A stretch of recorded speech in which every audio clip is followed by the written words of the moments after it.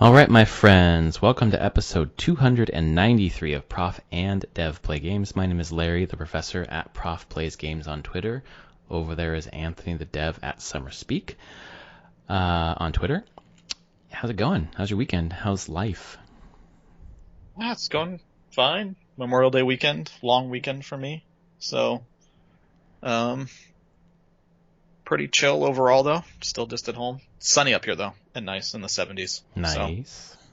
So, yeah, just hanging out with family. Nothing crazy. Getting ready for our road trip in a couple weeks. Oh, yeah. So, Got getting it. all that stuff finalized on plans. I'm like, okay, well, this is what we want to do at the different parks.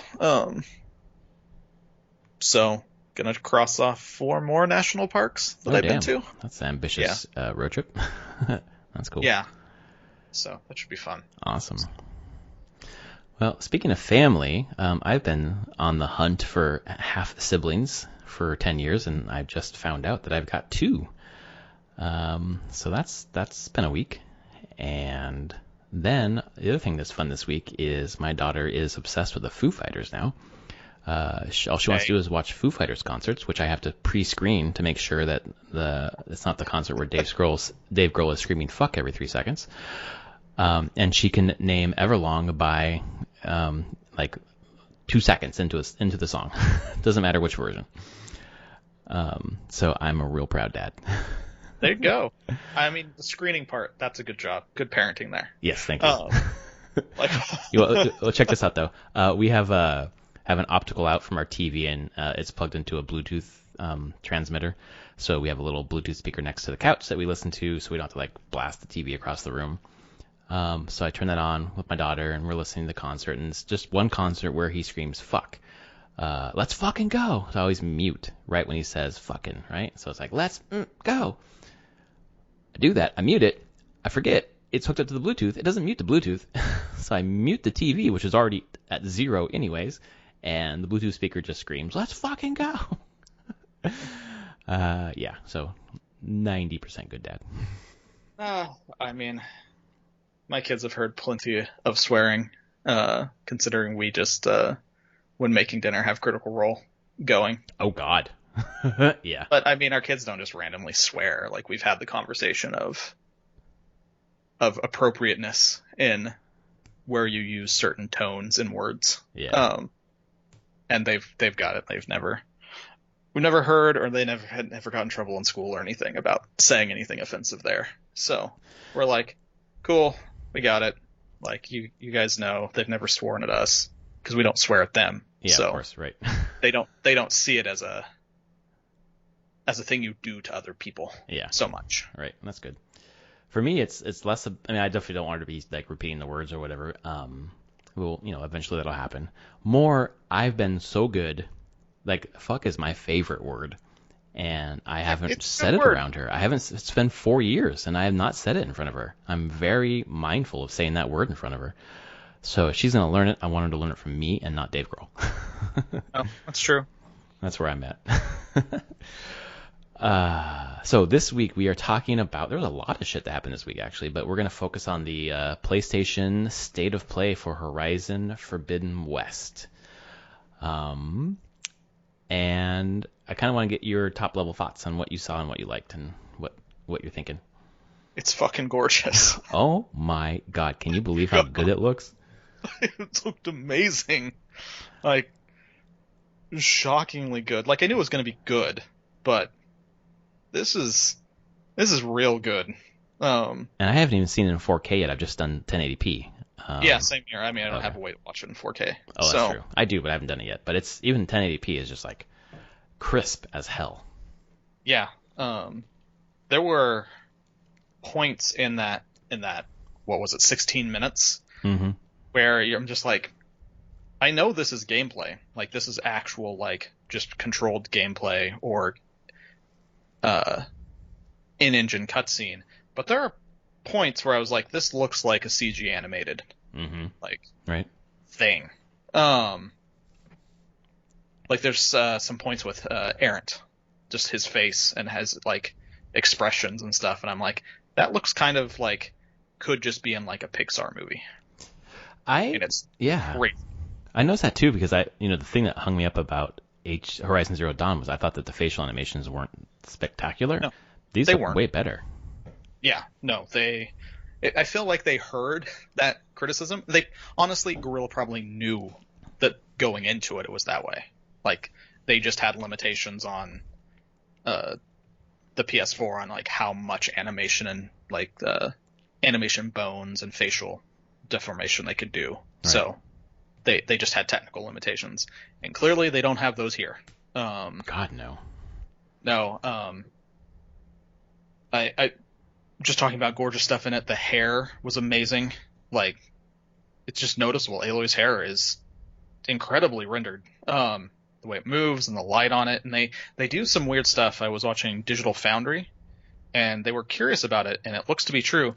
They are basically have point lights following Aloy around. Oh, like off camera kind of lights? Yeah, she always glows, kind of. Uh-huh. Always has like a rim light. It's done in movies a lot. Like, and that's one of the reasons I'm like, oh, that's right. When you will watch it, she pops off the background a bit. Mm-hmm. She looks like a main character in like a CG movie or just any movie, really. It's very cinematic, like, process there because it draws your attention to the person that's important in the scene.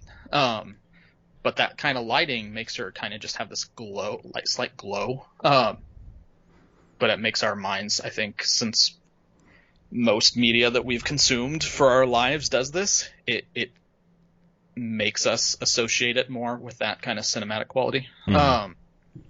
So like in the way it works with the light on her hair, I don't know. I could just go through piece by piece. There's just tons of just little details here. The underwater was amazing. It's like, so lush.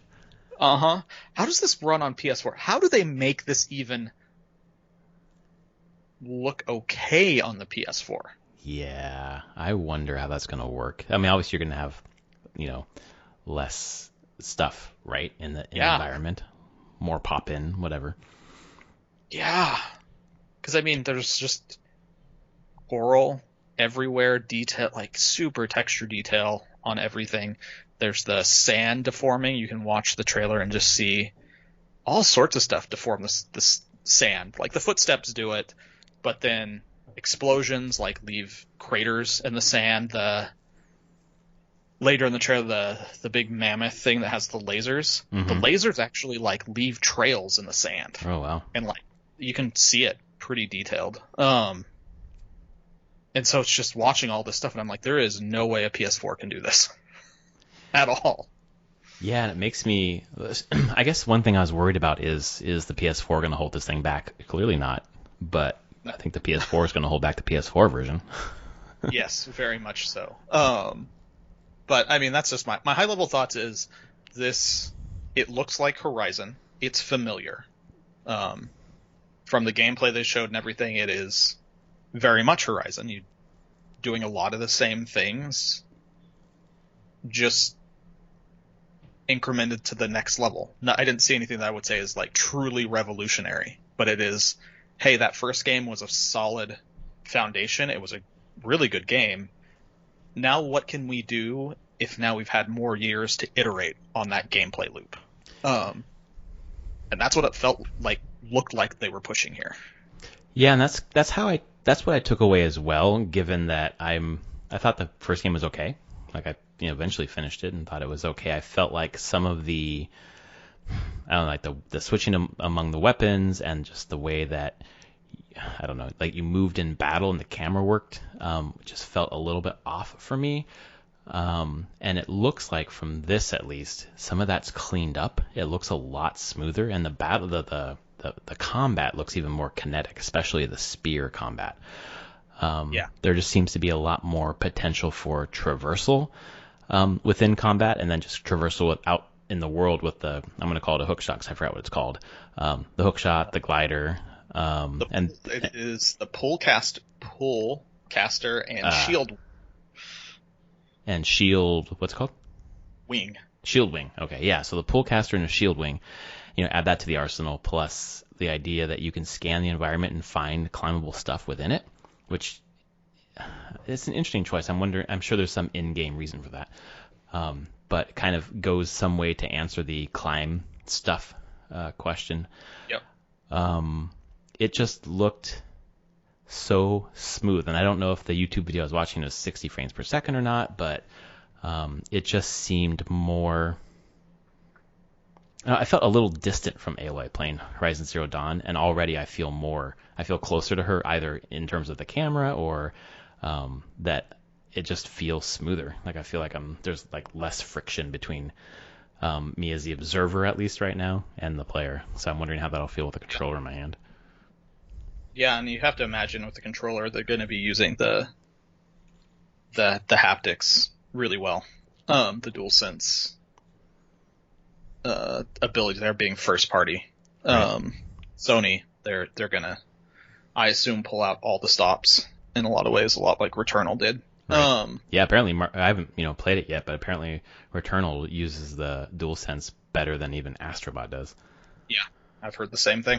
Yeah, which I mean, Astrobot's fucking great, like really good with the controller. Yeah, I'm just I thought perhaps there would be a release date, and there wasn't, not even a window. And that's, for me, I have two guesses, and I want to hear yours. I think one of mine you might think is possible, and the other one I think you'll probably say no. But I want to say them anyways. One, either they're going to do the release date at a Sony event during E3, and this is just priming the pump, or they want to hear what Breath of the Wild 2's release date is and not be anywhere near it. I don't think they care about that second one. Yeah, I knew you'd say no, but I'm still holding on to it.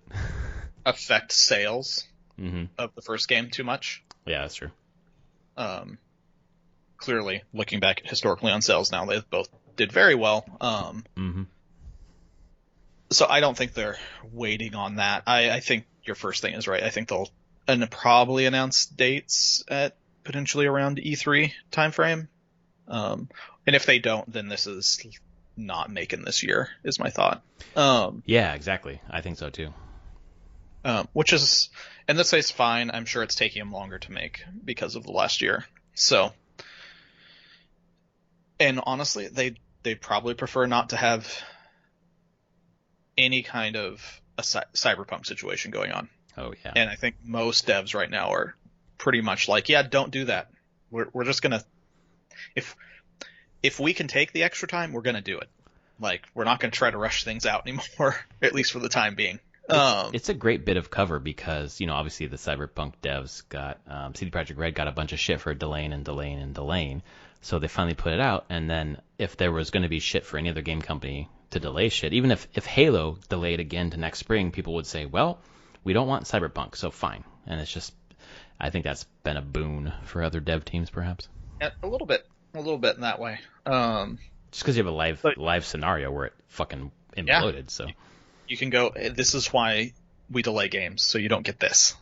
We want to put out something that we actually feel as a finished product. Right.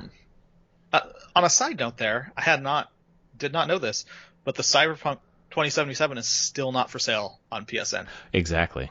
Right. That is insane. We are 6 months past launch. It was December, right? Yeah. Yeah. Jesus. And they still can't sell. Yeah. On PS4, PS5. That's crazy. And the investor discussions have been like, we don't know. We're waiting for Sony to tell us. And Sony fucking hates you because you told people to go get refunds from Sony, and Sony doesn't fucking do that. Yeah. So they hate, and they are like, no, your performance on our console is terrible. So no. Yep. We're not. Yeah. Exactly. Make it actually pass certification, and then you can be back on here. Right. So, oh boy, yeah, no one wants to be in there. Guerrilla's not going to be in that situation. They are first party, so they get the time they need to make this. And I think, in a lot of ways, this is going to be it's being set up as a big PS5 title, so as it should be. Yeah. So they don't want to mess that up. Sony doesn't. So. Well, and I don't know what they have for fall really that's big. So that's just it just seems like this would be the perfect fall game. I think it would be. as long as it's done. Yeah, exactly. And I just don't know. Like they're even in the 16 minutes, they showed only a very small, Right. small section of the game. But it was San Francisco, and that was great. Yeah. There are Yeah. so many cool little details of San Francisco in there. It does make me even Beyond, of more course, the interested. bridge. Yeah, right. It makes me even more interested. There's like Lombard as you're moving toward the bridge and stuff. Yep. Yeah, It it's the was. streams coming Mm-hmm. down. You're like, oh, that street. Oh, I know that street. Yep. When she's underwater, there's the Palace of Fine Arts Oh down shit, I didn't there. notice that. Yeah. Um, something else. I can't remember what it was. There was another building when she's underwater that's like, oh, I know that one too. And of course, there's the Transamerica building Right. on the skyline there. Oh Um, no, is it the ferry terminal? Probably. I'm sure that's there too. Yeah, that was one of the ones that was underwater. Um, so I don't know. There's I'm gonna have to pause the podcast for a second. I'll be right back. My daughter is doing things she shouldn't be doing. All right, and if this worked, yes, I am back. My daughter is hopefully going to lay in bed and go to sleep eventually. So yeah, lots of stuff in San Francisco, lots of little details and more, I'm sure, that we haven't seen yet. I'm sure there's going to be more cities besides SF, but who knows? yeah, they zoomed out on that map at the end, Hmm. and it looked like there was another city farther south, like LA or San Diego. Oh damn, dude, this is SF and San Diego. There was a blinking light that was much farther south on the coast. Boy, I wonder if they do San Diego because, well, I guess LA too, because they have studios in both places. So Yeah, who knows? But I mean, the game is called Forbidden West, so I bet it's dealing with a lot of these West Coast. what, are we gonna get Seattle areas. too then? I don't know. That's a DLC. Oh Let's yeah, see. true. The Frozen North. North or whatever. Yeah. But yeah, I was super impressed, and Yeah. I haven't been looking too forward to this game, but this definitely got me more interested. It looks good. Yeah, I can't wait. And like I said, we don't know though when this will be. I was expecting a release date potentially, but I when was they thinking just there'd be. were like, no, okay. It's like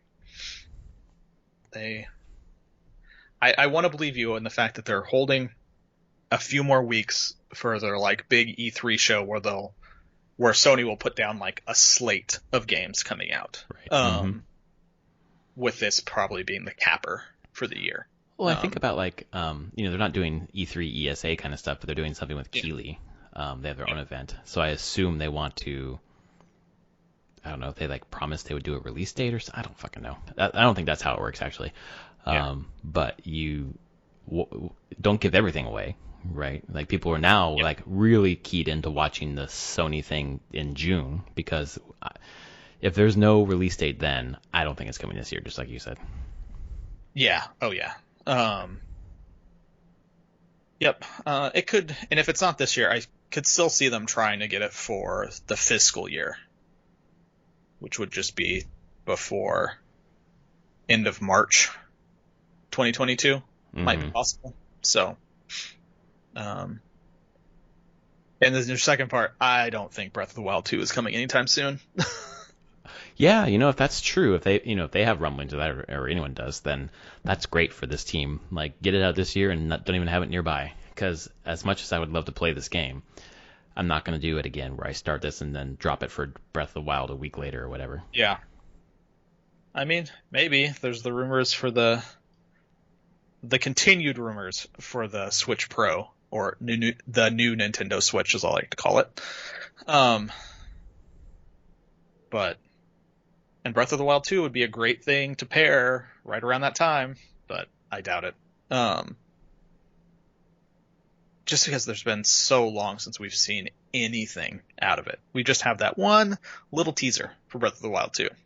So I think we have a ways to go on that one, even if they show something at around the E3 time. Because doesn't Nintendo have something going on during that time? They do. It's connected to E3. It is actually connected to E3. Exactly. With them. So I could see getting another trailer then, but I still don't think it's this year. That's with the Switch Pro rumors. That was this week again popped up that they are prepping for a Switch Pro in the fall, 4K and stronger whatever video card, or Tegra chip or whatever it's called. Yeah. I can't see them launching that without like a big gun like Breath of the Wild. But we've heard fucking nothing about it. And by the way, this week we had, I don't give a fuck about Sonic, but we had a great 35th, I think it was 35th anniversary. True. Or was it 30th? Whatever. Sonic and Dragon Quest. The Dragon Quest one was cool. It was super cool. So both of those things, we should talk about that. But both of those things, compare that to what we've gotten so far for 35th anniversary of Zelda. I will hold there in the fact that Nintendo did the same thing with Mario, where they put they did all their 35th anniversary stuff on the back half of the year. True. But did we know about it earlier in the year or no? No, not till E3-ish time. Okay. Well, then there's still hope. There's still hope. And I'm still kind of holding out that they're just going to do this on the back half of the year. You'll get that stuff. I'm curious if we get a Metroid 35th, though, since it's the same year. I've heard a rumor, read a rumor, and heard it on podcasts about there being a 2D Metroid for E3. Really? Yeah, I've heard it on a couple of different podcasts, and I thought, are they repeating the same one rumor, or have they heard something different? Like, I haven't heard anything about that, except for in the last week. I've read it once and seen it twice. Or, no, heard it twice and seen it once. Yeah. I don't know. That'd be pretty fucking cool. I don't know if that means just like Metroid. What was the fuck was the one on the 3DS? Metroid Samus Returns, put onto the Switch or whatever. But that's possible. I don't know. Hard to say what they'll do there. The Prime trilogy that everyone knows exists somewhere. There was someone from the studio in Austin that I'm blanking on the name of, Retro, who said it would be really difficult to get that to work on the Switch. Which I don't understand why, but if that's the case, if he's telling the truth, then maybe they haven't started it. Yeah, maybe not then. But that seems like easy money, because they put on the Wii U. I mean, if you put on the Wii U, why the hell can't you put on the Switch? Yeah.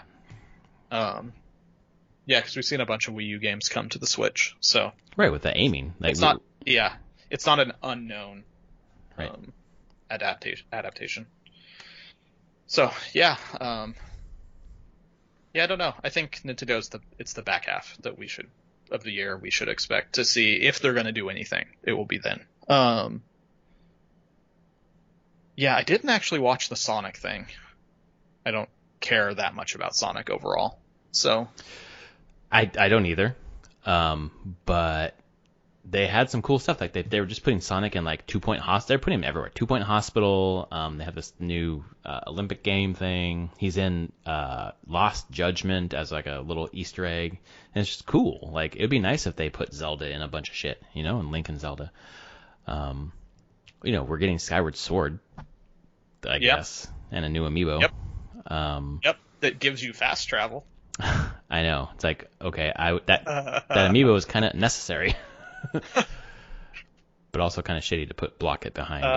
That's a bold move out of Nintendo there. Sure is. Like, well, we want to make sure that's useful, I guess. We did. So no one can get it. Cool. But I did watch the Dragon Quest thing, or at least highlights of it. And I mean, the one thing that stood out to me out of all that was the HD 2D remake. That was really cool of Dragon Quest 3, right? 3, yeah. And I'm like, is this Square Enix showing that they're soft committing to updating games using that version of Unreal that they've built? I fucking hope so, because I want to see Final Fantasy VI in that engine. Chrono Trigger. And fucking oh, good God. They could just go through their back catalog. And I would buy them. Yeah, and they could make, and I would say in a lot of ways, very spiritually true successors and remakes. Mm-hmm. Like, not like the stuff that you could get like Final Fantasy VI now, where all the sprites look crazy different and art's been changed drastically. It's like, no, this looks like the game you played back in the 90s, early 90s, just with a nice coat of paint on it. But we're not trying to change the pixel art. Right. I don't know. That's exciting to me. That's super exciting to see them taking that and using it in other things. I was not expecting Dragon Quest to be the place it was going to be, but holy cow. And it looks good. It looked really good. Like, that's a really great way to bring those older games back that Yeah. at first blush it's like, oh, that's just a little too distant. I'm not sure I could get into that. But this one looks modern. And that's such a gorgeous engine to, like, lay to waste with fucking what were those? No, never mind. Those didn't. No, I'm thinking of something else. To only use for Octopath, right? Triangle strategy. Oh yeah, that's right. Triangle strategy. It's nice to see them say, let's use this to revive some old shit. And Chrono Trigger, dude. Oh my god, I didn't even think of that. That would be instant buy. Yeah. So I actually think we'll see a bunch out of Square Enix at around E3 time. Because this was just really about Dragon Quest's 35th anniversary.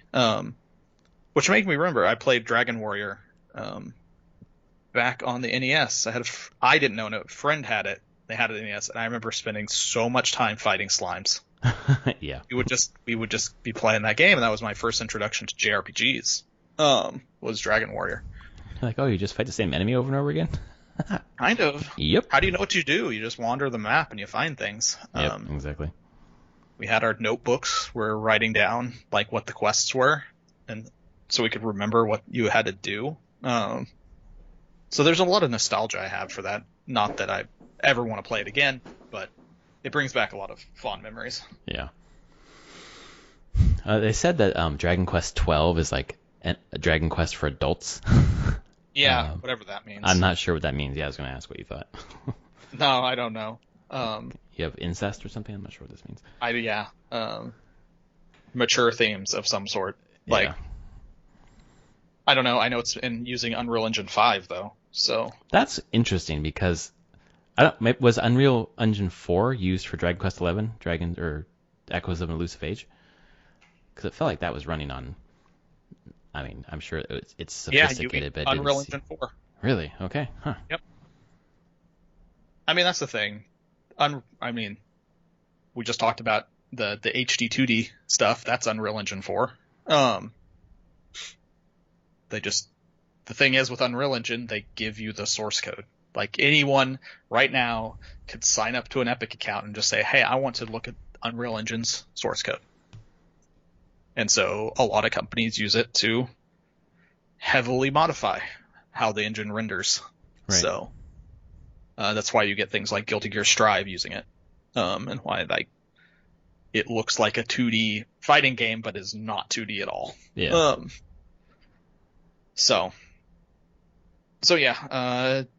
It doesn't surprise me. I think a long time ago, Square was trying to figure out how to incorporate someone else's already made engine, so they didn't have to keep making their own engines for everything. They'll just create their own for like Final Fantasy, and not force that onto everybody else. Right, so you can just basically go and not have to build up a new engine or modify one to, or like, be monolithic in your company and say, this is the engine we made, so every game we make has to use this engine no matter what. I keep thinking of Frostbite when you're saying that. Yeah, funny, huh? When the fact I had to evaluate Frostbite for mobile games, that was fun. Oh my god! Like, no, this is garbage. This is not going to work. Yeah, they're like, it can run on mobile. Sure. Okay. It's also very much designed to be a first-person shooter engine. And so there's a lot of things that are very inherent to that engine that are meant for first-person shooters. And if you're not a first-person shooter, you can't make it stop doing some of those things. Are the people at the top making those decisions people who understand how to code? No. Okay, great. Yeah, that makes sense. They're just like, we have this resource. Why we've shipped successful games on it. Everyone in our company should be using this resource. So fun times. That was a good one. Oh yeah. Yeah. That was a big fat thumbs down, very low ratings on all parts of being like, no, we can't use this. Yeah, that's crazy. Bejeweled, whatever in Frostbite, Gold 4 and Frostbite. The prettiest gems you'll ever see. Drains a phone's battery in like an hour. Yeah, I was gonna say, how long does your battery last for that shit? I don't know. Yeah, that was fun times. But Square is clearly not doing that. They're like, I think Final Fantasy 16 is using whatever proprietary engine they have, but doesn't look like other things are at all. It's great. I mean, that gives Yeah. more flexibility for the teams, which means probably games come out quicker. It's true. Yeah. Especially when you're remaking old games like Chrono Trigger or Final Fantasy VI, please. Now I really want to watch the Square event, and I usually am very disappointed by those events. It probably will be disappointing, let's be honest. Oh, God damn it. Quiet Man 2 gets announced. Yeah. Jesus. Yeah, what have you been playing? Hey, did Monster Hunter Rise? Yes. Okay. I think I just answered my So own question. well, kind of. I was playing through Mass Effect. I beat Mass Effect 2. Nice. I knew what I was doing. Everyone survived. Because I did all the loyalty missions. I know how to make everyone survive. This is very much my Paragon, don't screw up everything, playthrough.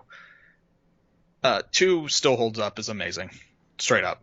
Like, every little tiny bit and piece, you're just like, this is just such a revolution from the first game. Like, in all ways, in the final couple hours of that game are just insane. But then I moved into 3.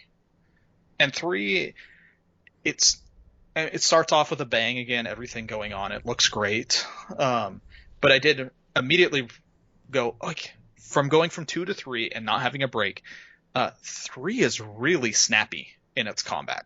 Like, and not in a bad way. And I just like, oh, you took that combat from 2 and just ratcheted it up. It's faster, but it feels even smoother than 2 did, which is not bad. Like, it's just like playing a biotic character now. Like, I knew I'd get to this place when I got to 3, and it's just like, yeah, this feels amazing. Because they've just tuned all of the like speeds that you move, the way the biotics move and arc even better than 2, so it just feels like you're super powerful. Did you do all the DLC in 2? Yes. Awesome.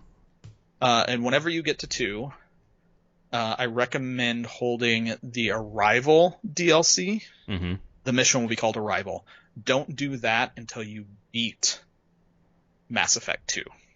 Oh, so you can beat Mass Effect 2 drops you back into the map in a post-in-game area. But it's not a save before you do the in-game. It's like, no, you did the suicide mission.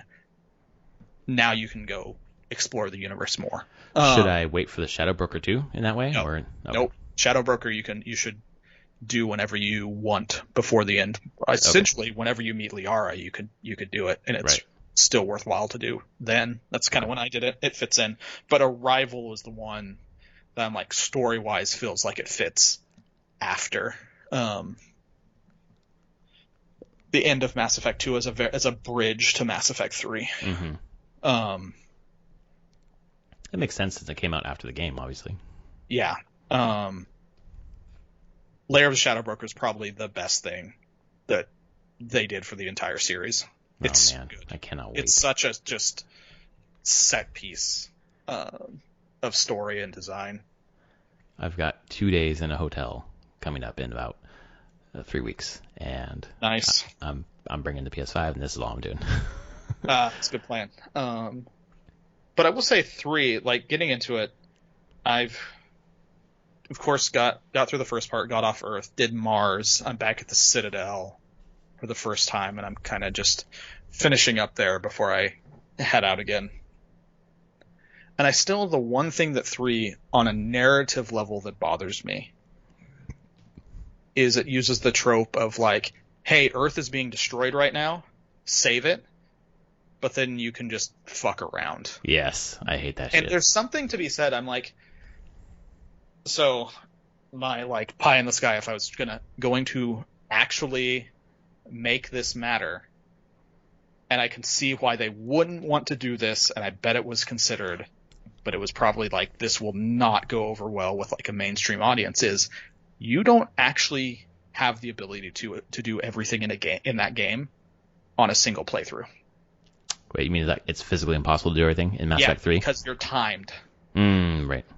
Like, you have to pick and choose who you talk to, which factions you recruit, because you can't, because you would make it so you couldn't do everything. Yeah. And I get it. That would probably have a very stressful feeling constantly, and that's not tending what people want out of those games.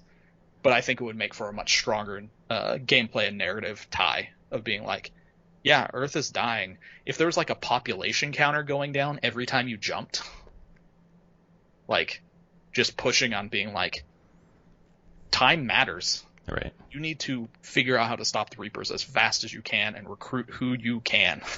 And go with that group. Yeah, but if that means like, oh, well, I'm gonna ally with the Quarian and just destroy all the Geth, like just not even deal with them in this run. I'm gonna cure the Genophage and take the time to do that because I want the Krogan as my allies. Right.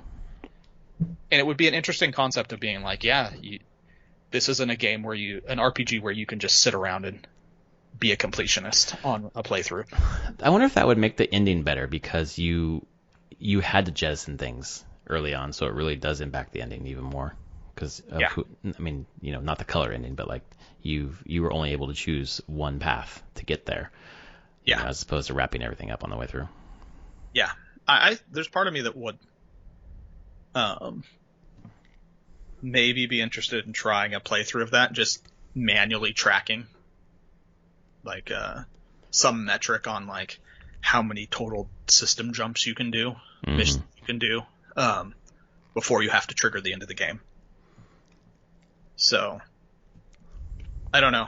I think that would make it needs something like that to push the pressure, because there's just a disconnect between the narrative going on and what the game lets you do. Yeah, exactly. I hate that so much. Yeah, I think the game is worse for it, unfortunately. Yeah. So, and they're not the only narrative game story that has failed with that trope. So. No, there's several. I mean, and it almost always seems to be RPGs, but you just can't tell me this deadly thing needs to be taken care of right now. And by the way, do all these side quests and do all this shit and farming and whatever questing that doesn't fucking matter. Like, no, I need a critical path. Sorry, that's what's happening. And then I miss out on the game. I just get so invested in like empathizing with the main character that I just can't move off. And I wonder if that's why. I mean, I think 2 on its own is just amazing. We all had it in our top 5 of the decade.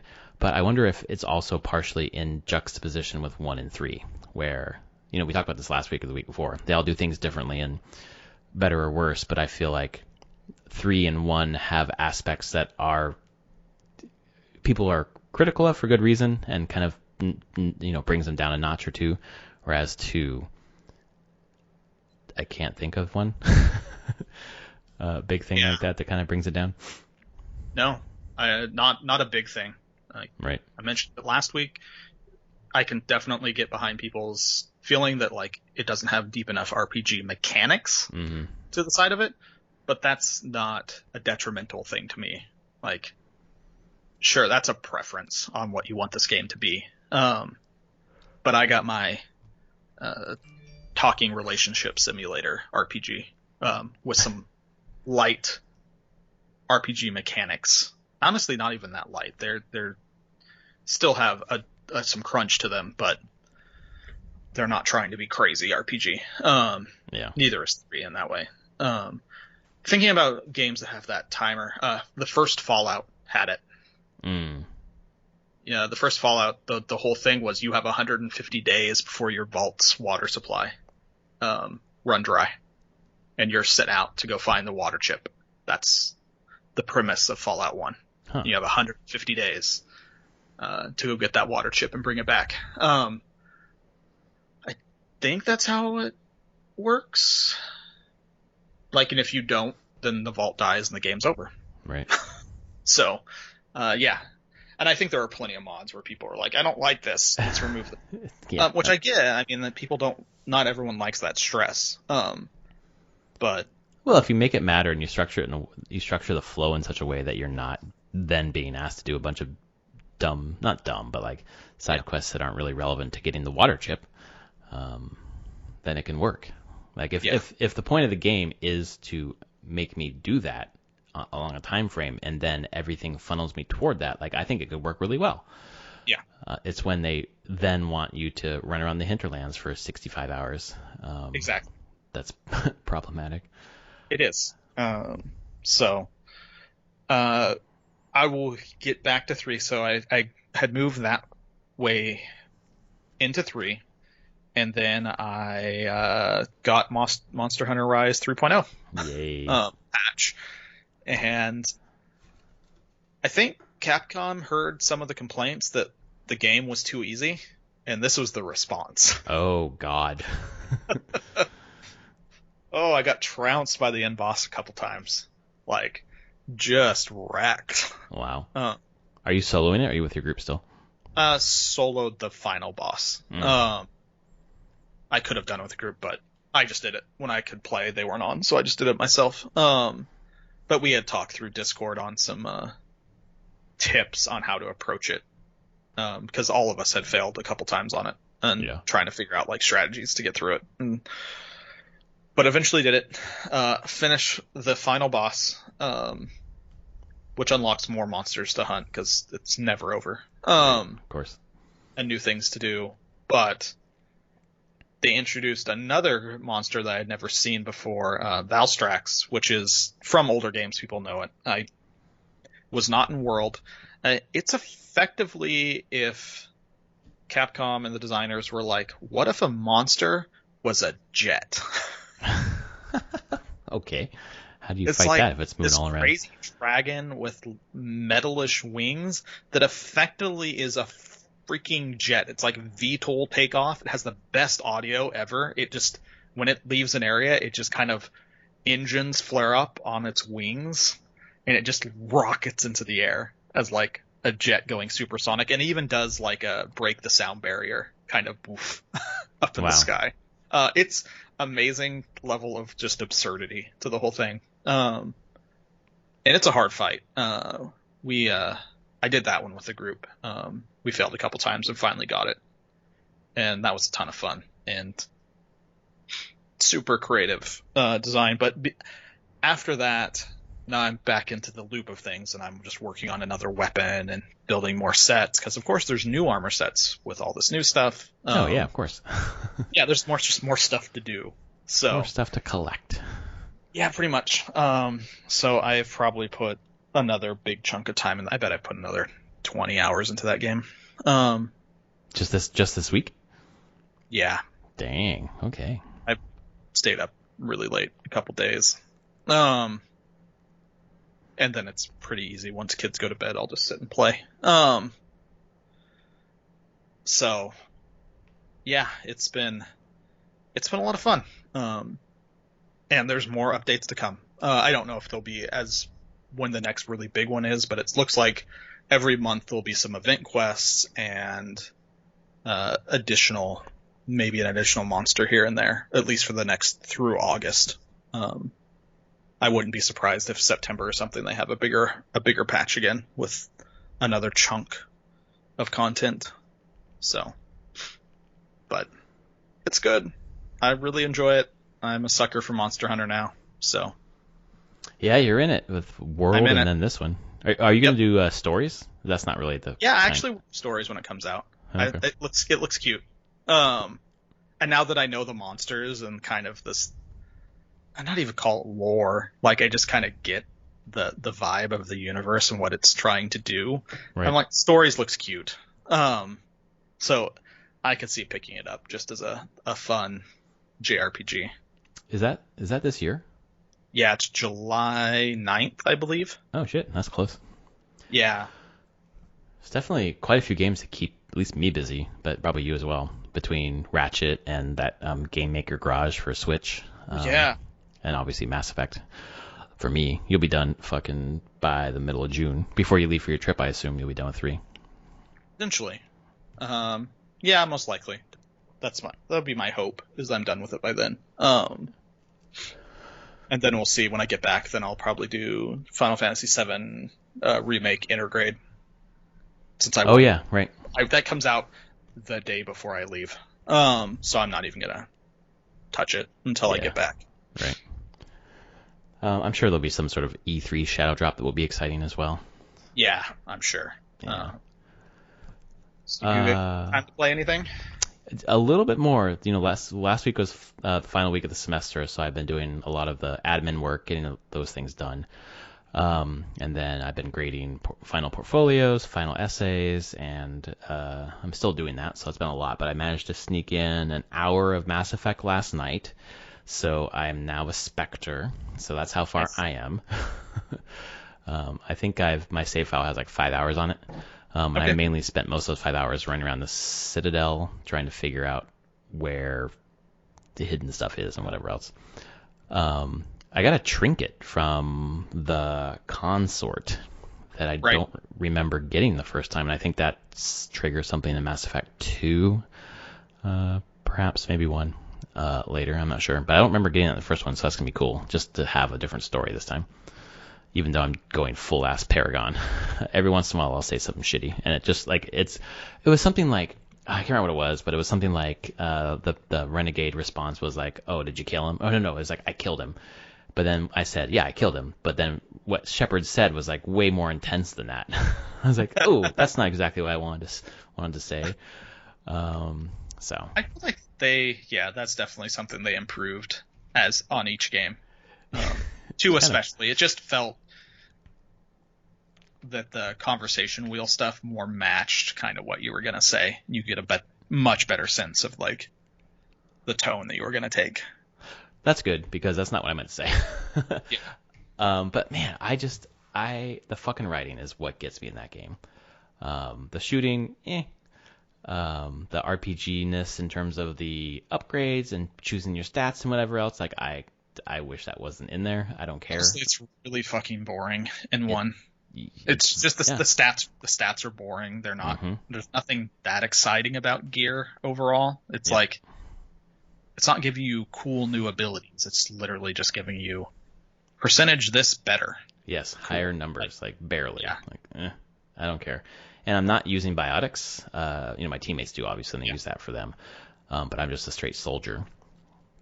So it's just like, I don't care about that part at all. But the lore, the codex, the writing between the characters, like all that is just so fucking good. Like I already love Tali and Garrus, and I already played this, so I know more about them anyways. But I just melt into that game. It's great. Yeah. And then I tried to do. Also I downloaded. You saw that I bought a couple games on this sale. Yep. Watch Dogs Legion, which I'll get to at some point. 13 Sentinels, Aegis Rim, which my price point was 50% off. I was going to buy it, and I saw that it was in this sale. I'm like, okay, that was my price point. But then I got Overwatch for PS4, even though I have it on PC, because my friend who I play a lot with and make music with just loves that game, but only has it on PS4. So I got it so I can play with him. So I played a little bit of that. And it plays fine on the gamepad. It's not as, it's better on mouse and keyboard, but it's fine. There are a bunch of new heroes that I had never played. I haven't played in a while, so it was kind of cool to just fuck around with them. There's one hero that throws out like this, I don't know, like drone, and if your teammates are in the drone, they cannot die. It's an immortality drone, which is pretty cool, but it lasts for like 10 seconds or whatever. Yeah. So that was cool. And then I want to continue my play something new that I haven't played, so I can talk about it on the podcast. And I was like, I've been hearing a lot about Knockout City, so I want to try Knockout City. So I have Game Pass on PC and console as well. So I download on PC and I go into my Game Pass app, and it's like you have to download the EA desktop client. I'm like, okay, great, fine, whatever. So I download that, and then I've downloaded Knockout City, and then it says that my video drivers are not updated, which I guess they weren't. So I updated them, got everything set, and restarted, and went back in and it says you can't play because there's your video card doesn't have Vulkan something or other. I was like, that's weird. So I made sure everything was up to date and restarted again. Couldn't get it. So I wasn't able to play Knockout City at all. It just doesn't play on my computer, apparently. So maybe I'll try it on Xbox, I guess, if it's on Xbox. The only thing I can think there Mm-hmm. is if it's looking at your discrete video card. This is in your laptop, I assume? This is a laptop, yeah. Mm-hmm. So I bet your laptop, like most laptops, has two different video cards. One is like a low-powered one. When you're Right, like an onboard one or integrated? Onboard one, yeah, integrated one. And then you have your actual GPU, discrete one as well. I wonder if the app is looking at that onboard one. Any way that I could change that? Yeah, you can go, I don't know, different settings for different things, but there's Okay. a setting somewhere in there, not in Knockout City, but in the, like, the PC to say, like, hey, this application always don't use this video card, use the NVIDIA one. Right. I've had that issue with laptops before. Okay, that's good to know. Because it makes no sense that it would say you don't have Vulkan. Because what's your GPU in that thing? 2060? No, it's what the fuck is it? It's I should know this off the top of my head, but I don't. Let's see if I can find it. Display adapters. Oh, yeah, RTX 2060. Okay. Yeah, no, you should have it. Yeah, because I see the other one, AMD Radeon graphics. Can I just disable that? Or is that going to make problems? That will make problems. Okay, let's not do that. Okay, I'll try that. So I there's did just somewhere in there. You probably have to Google and figure out how to do it. But right. But that would be my thought. Is that it's just looking at the wrong thing. But I don't know. Maybe it's just has problems, which not good for them. No, that was not good. So I want to get in there because it looks kind of Splatoon-y, kind of fun. To check it out. So instead, I went into Steam and I was like, okay, what do I have installed that I haven't played? And I have Death's Gambit, which is a 2D side-scrolling Souls-like. Like having played Demon Souls for 5 hours, which is exactly what you pegged how long I would play it. It's exactly how long I've played it so far. I've got to get in there and play more just so I can say that I played more than the 5 hours that you guessed. But it's set up exactly the same way.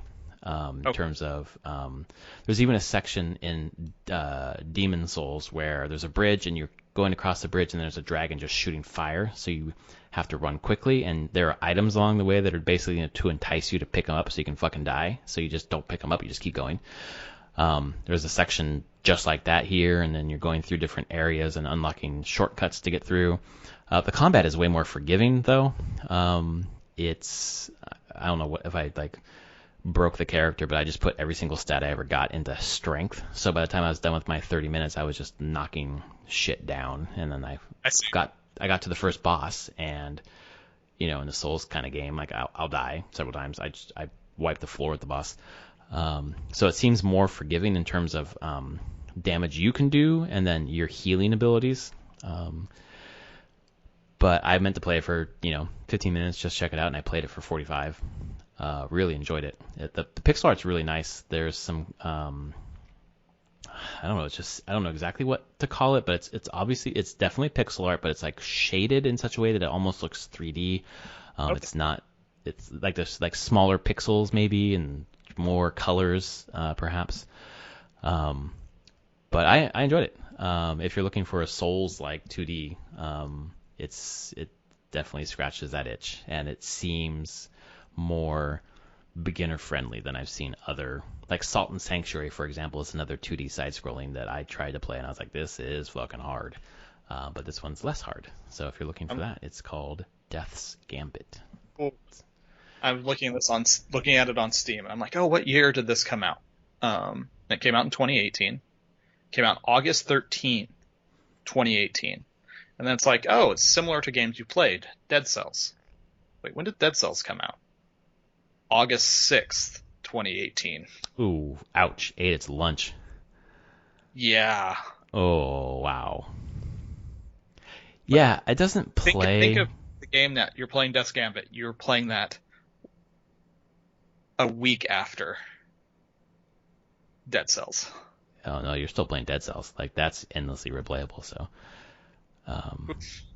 Like, That's yeah, there's some. Dead Cells is a slightly different game, but it's the 2D kind of challenging combat thing. Loop is still totally there.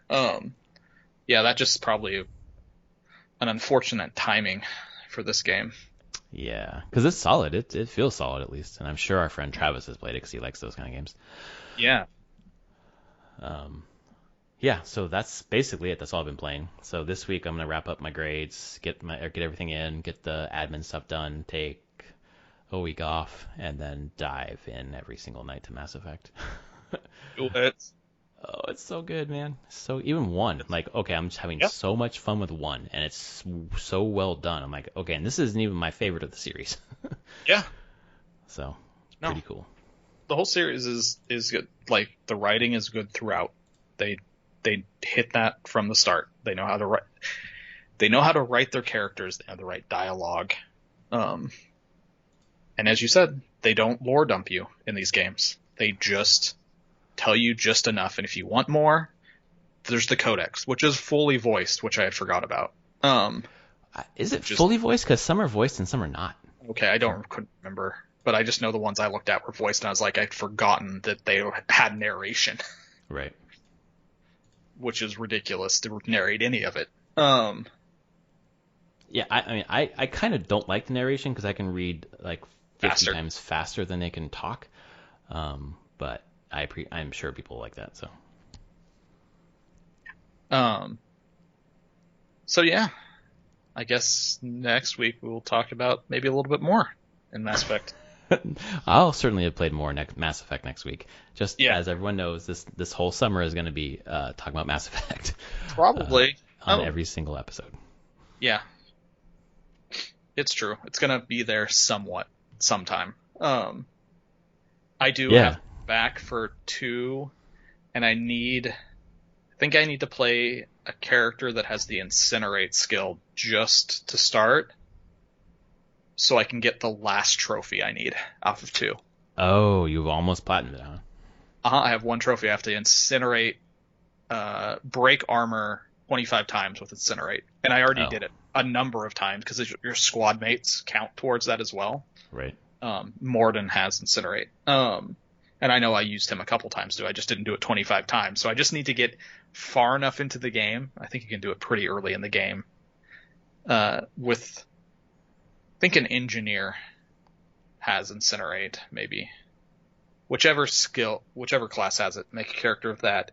Get to the first thing that has armor, Incinerate, destroy its armor, reload, do it again, do it again, do it again, until that stupid achievement pops.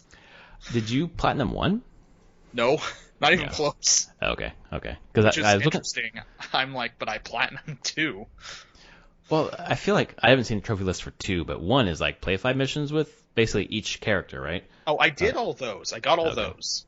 But there was still one. Like, that's the other one. In 1, there's a lot of the like use this ability 25 times. There's a lot more of those in 1, and I just didn't do it with a bunch. So I think I probably have like 6 or 7 trophies left in 1 to get if I wanted to go back and try to platinum it. But it's not too bad. No, but I definitely want to get the platinum on 2. So yeah, it's kind of one of the ones you want to have in your collection. Like I need to platinum The Witcher 3. I just happen to play most of it on Xbox. Yeah. So. Oops. Ooh, that'd be a long one to platinum. Yeah, I kind of wish that would have started on PS4 just so I could have had that, but whatever. It's fine. I'm waiting for the upgrade for PS5. Yeah, that's true. That's all I want, to get back into that. And that's supposed to be this year, next year. I don't know what that fucking group is. It's supposed to be this year. Okay. We'll see. I doubt it with the shit they've still not got done with that Cyberpunk game. Yeah. Oh, well, cool. Yeah. Well, that was episode 293, if I'm not mistaken, of Prof and Dev Play Games. Yes, we are inching ever closer to 300. It won't be while you're gone, I don't think, because you're gone in June. Yeah. Got a guest host. Bill's going to come in for an episode or two, talk about some of our favorite characters of color in video games. And then we're probably going to, I think one episode is going to be Bill's Soapbox, where he talks about all the things we've talked about this year that he disagrees with. So that'll be fun. So you are free and clear of that. But we want to get some of alternative perspectives on. Okay. I think his main thing is about was it DLC or waiting for the entire edition to come out before. I don't want to say his argument because I'm going to fuck it up. But his argument that you should wait? No, we had made an argument, and I specifically did, I think, where I was like, if you can't afford the game, just wait, because then you'll get everything together with the Ultimate Edition or Game of the Year Edition or whatever. And his argument was, partially at least, spoilers. Like, you can't really, it's hard to avoid spoilers for that long. If spoilers are going to matter to you, it's going to be hard no matter what. Like, exactly. My whole stance there is like, if in some ways the industry has done it to itself in this acceptance that things just get bundled together as Game of the Year editions eventually. And so it has set a tone where people will wait and do that. Yeah. As a developer, I would love it if people just bought it as it was coming out, because you get better revenue that way. But right. There has always been a race to the bottom when it comes to valuing your product. So. Yeah, and part of it is I don't know if it's overreach, but like, we want to sell the product and then sell a DLC and then sell it all again in the Ultimate Edition or whatever. It's like, and that can happen sometimes. And it all ties into that. It all ties into Steam's, like, Steam sales have now undercut huge amounts. Like, there's always in sales going on, Xbox sales. Like, it's definitely a thing. If spoilers don't matter to you and you just don't care about waiting, you can always get games cheaper later. Yep. Always. And it's great for people who can't afford it and would want to get it later at a better price. From a developer standpoint, it's just kind of an odd market, and you kind of have to deal with it because there's no real way that's changing. I feel like some companies, I'm trying to think if I can remember who. I mean, obviously Nintendo is I'll use Nintendo as the example, but there are other companies. Nintendo values their products a lot.